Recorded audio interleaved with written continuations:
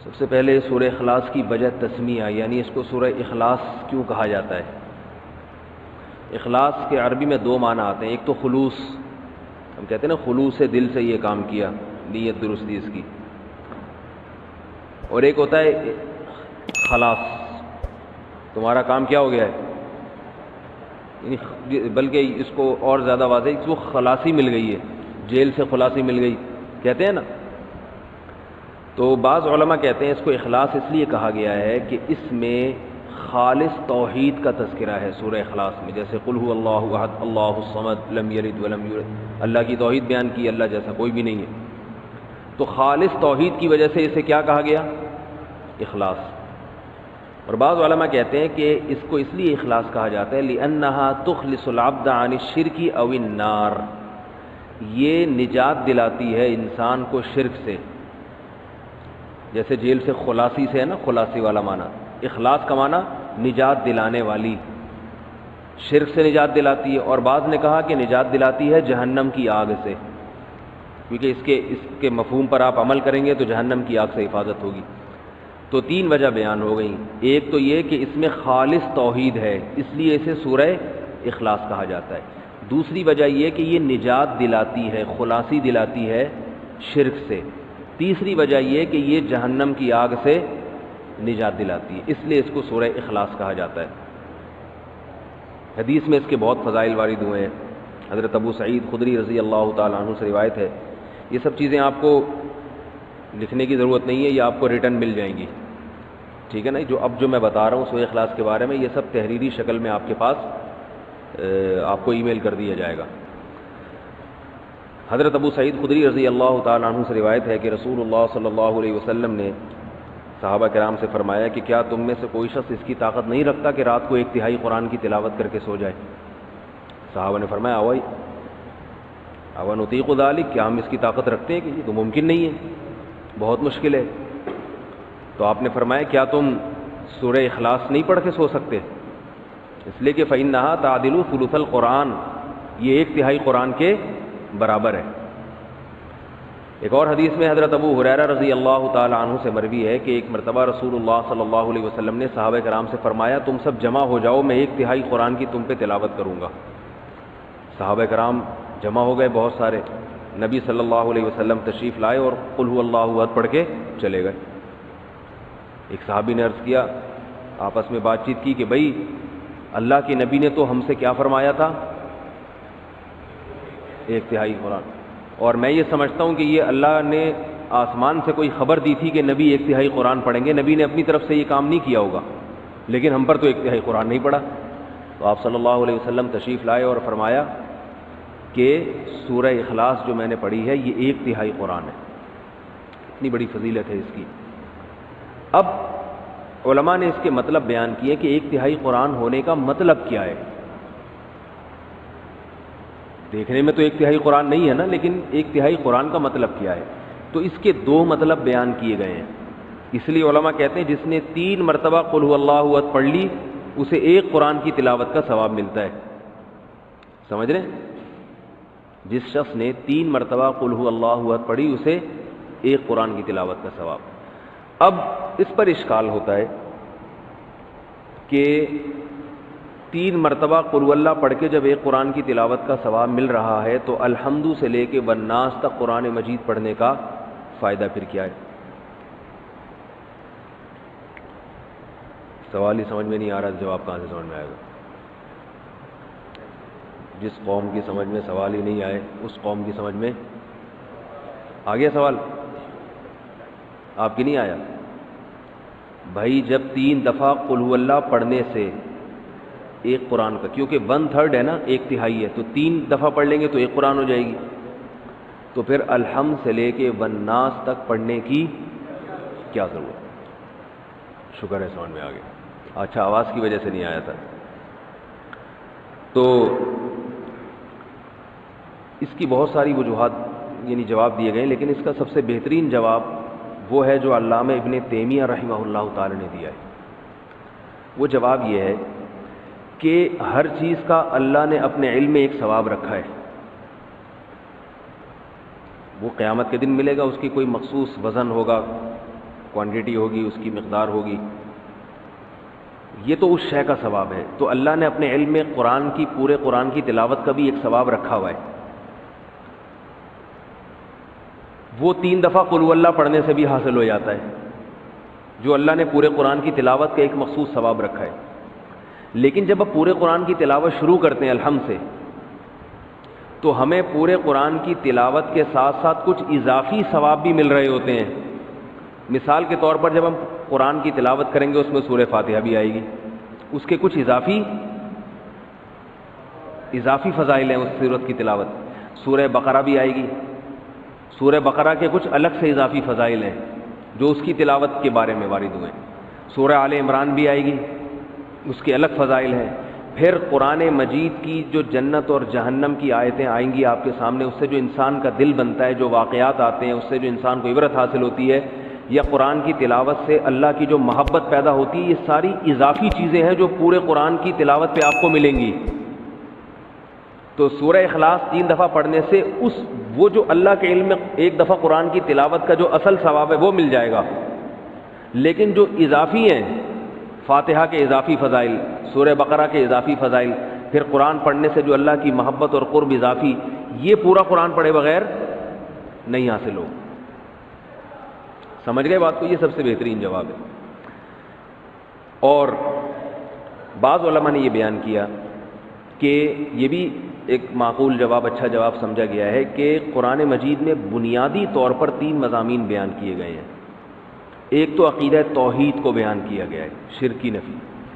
دوسرا قرآن نے بیان کیا ہے احکام، یہ کرو، یہ نہ کرو، یہ حلال ہے، یہ حرام ہے، نماز پڑھو، روزے رکھو، زکوٰۃ دو، زنا مت کرو، وغیرہ وغیرہ. یہ ایک قسم کا مضمون ہے. اور تیسرا مضمون ہے روز جزا، آخرت قائم ہوگی تمہیں. یہ پورے قرآن کا گویا کہ بیسک بنیادی 3 مضامین ہیں. تو سورہ فاتحہ میں توحید خالص کو بیان کیا گیا، تو قرآن کے 1/3 ٹاپک کو، 1/3 مضمون کو سورہ اخلاص کور کر دیتی ہے. اس لیے اس کو یعنی مضمون کے لحاظ سے، قرآن کے مضامین کے لحاظ سے 1/3 قرآن کہا گیا ہے. سمجھ رہے ہیں بات کو کہ نہیں سمجھ رہے؟ ایک چیز ایک لحاظ سے کچھ ہوتی ہے، دوسرے لحاظ سے نہیں ہوتی. جیسے میں نے بتایا تھا آپ کو کہ حدیث میں آتا ہے کہ سورہ فاتحہ جیسی کوئی صورت نازل نہیں ہوئی، لیکن حدیث میں آتا ہے سورہ فلق اور سورہ ناس جیسی کوئی صورت نازل نہیں ہوئی. تو حدیث ہی میں اس کا دوسری حدیث میں جواب موجود ہے. سورہ فلق، سورہ ناس افضل ما یتعوذ بہ المتعوذون، پناہ مانگنے والوں کے لیے، پناہ مانگنے، مختلف قسم کے شر سے پناہ مانگنے والوں کے لیے ایسی صورت نازل نہیں ہوئی. تو رقیہ کے لحاظ سے سب سے افضل سورہ فلق اور سورہ ناس ہے. تو ایک چیز ایک لحاظ سے افضل ہوتی ہے، دوسرے لحاظ سے افضل نہیں ہوتی وہ. تو اس لحاظ سے ایک سورہ اخلاص کو کیا کہا گیا؟ سب سے بہترین سورت. تو حدیث میں آتا ہے رسول اللہ صلی اللہ علیہ وسلم کے دور میں صحابہ کرام ایک دفعہ سفر پہ گئے، تو ایک شخص امامت کیا کرتے تھے ان میں. وہ ہر رکعت میں قل اللہ احد ہی پڑھتے تھے. ہر رکعت میں کیا پڑھ رہے ہیں؟ صحابہ کو سوال پیدا ہوئی ہے، بھئی یہ کوئی اور صورت پڑھتے ہی نہیں. صحابہ نے نبی صلی اللہ علیہ وسلم سے تذکرہ کیا، آپ نے ان صحابی کو بلایا، تم کیوں پڑھ رہے ہو؟ انہوں نے فرمایا کہ مجھے اس صورت سے محبت ہے، مجھے اس صورت سے محبت ہے. حدیث آپ صلی اللہ علیہ وسلم نے فرمایا جس کا مفہوم ہے جنت کی بشارت دی آپ صلی اللہ علیہ وسلم نے کہ تمہیں اس صورت سے محبت ہے. تو اس پر آپ صلی اللہ علیہ وسلم نے ان کو جنت کی بشارت دی، کیونکہ اس صورت سے محبت ہونا کس کی علامت ہے؟ کہ اللہ کی توحید سے محبت، اور یہ اللہ سے سچی محبت کی علامت. تو اس لیے اگر کوئی ہر رکعت میں سورہ اخلاص پڑھتا ہے تو بھی ٹھیک ہے. البتہ نبی صلی اللہ علیہ وسلم کی جو عام سنت ہے وہ یہ کہ رکعتوں میں آپ الگ الگ صورتیں پڑھا کرتے تھے. اس لیے علماء کہتے ہیں کبھی جوش میں انسان نوافل میں ساری رکعتوں میں قل اللہ پڑھ لے، جوش محبت میں ٹھیک ہے، لیکن عام معمول اسی کا بنانا چاہیے جو نبی صلی اللہ علیہ وسلم کا اپنا معمول تھا. وہ کیا تھا کہ مختلف صورتوں میں مختلف رکعتوں میں مختلف صورتیں آپ صلی اللہ علیہ وسلم پڑھا کرتے تھے. حدیث میں رسول اللہ صلی اللہ علیہ وسلم رات کو سونے سے پہلے سورہ فلق اور سورہ ناس کے ساتھ قل هو اللہ احد کی تلاوت بھی کیا کرتے تھے. یہ بھی حدیث میں اس کی فضیلت آئی ہے. ایک حدیث میں آتا ہے رسول اللہ صلی اللہ علیہ وسلم نے فرمایا، حضرت ابو ہریرہ رضی اللہ تعالیٰ عنہ سے مروی ہے کہ نبی صلی اللہ علیہ وسلم نے فرمایا کہ اللہ تعالیٰ ارشاد فرماتے ہیں جب نبی یوں کہتے ہیں کہ اللہ نے ارشاد فرمایا تو ایسی حدیث کو حدیث قدسی کہا جاتا ہے کہ اللہ تعالیٰ فرماتے ہیں کہ کذبنی عبدی ولم یکن لہ ذالک، میرے بندوں نے مجھے جھٹلایا حالانکہ میرے بندوں کے لائق یہ نہیں تھا کہ مجھے جھٹلاتے، وشتمنی عبدی، میرے بندوں نے مجھے گالی دی ہے، ولم یکن لہ ذالک، حالانکہ ان کے لائق نہیں تھا کہ اپنے معبود کو گالی دیں۔ کیسے؟ پھر اللہ کے نبی فرماتے ہیں کہ اللہ تعالیٰ نے فرمایا کہ میرے بندوں نے کہا لن یعیدنی، میرے بندے نے کہا لن یعیدنی ابدا، اللہ مجھے دوبارہ زندہ نہیں کرے گا، کما بدأنی، جیسے پہلی مرتبہ پیدا کیا تھا، تو یہ مجھے جھٹلایا۔ حالانکہ جس نے پہلی مرتبہ پیدا کیا ہو اس کے لیے دوبارہ بنانا تو اور آسان ہوتا ہے۔ یہ اللہ کے الفاظ بتا رہا ہوں، نبی نے جو فرمائے۔ تو اللہ فرماتے ہیں کہ حالانکہ دوبارہ بنانا تو پہلی دفعہ سے بھی آسان، تو یہ میرے بندے مجھے جھٹلاتے ہیں، کہتے ہیں پہلی دفعہ تو بنایا مگر دوسری دفعہ نہیں بنا سکتا۔ اور شتمنی عبدی، اور میرے بندے نے مجھے گالی دی، ولم یکن لہ ذالک، حالانکہ اسے نہیں چاہیے تھا کہ مجھے، اس کے لیے لائق نہیں ہے کہ مجھے گالی دے۔ کیسے بھئی؟ اللہ کو تو کوئی بھی گالی نہیں دیتا۔ تو نبی نے فرمایا کہ اللہ تعالیٰ فرماتے ہیں کہ بندہ کہتا ہے اتخذ اللہ ولدا، اللہ نے اپنے لیے کسی کو بیٹا بنا لیا ہے۔ جیسے عیسائی کہتے ہیں اللہ نے حضرت عیسیٰ کو بیٹا بنا لیا، تو اللہ کیا کہتے ہیں؟ یہ مجھے میرے بندے نے گالی دی ہے۔ اس صورت کا شان نزول بھی یہی ہے کہ بنیادی طور پر جو اس صورت میں جو سمجھایا گیا ہے یہود و نصارہ کے عقیدے کی نفی ہے۔